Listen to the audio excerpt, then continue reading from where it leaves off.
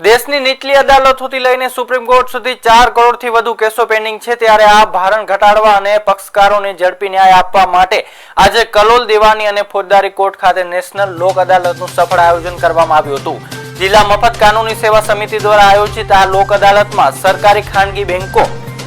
Finance કંપનીઓ, Sabarmati gas અને UGVCL ના પ્રી લિટિગેશન તેમજ કોર્ટમાં પેન્ડિંગ કેસો સમાધાન અર્થ મુકાયા હતા, જેમાં કલોલ યુજીવીસીએલ દ્વારા મુકાયેલા 716 કેસોમાંથી 151 કેસોમાં સુખદ સમાધાન થતા 16 લાખથી અને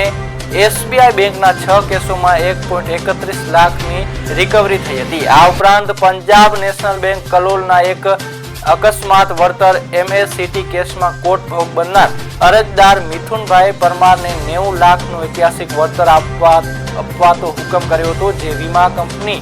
ચૂકવી આપતા વર્ષો જૂની વિવાદનો કાયમી અંત આવ્યો છે।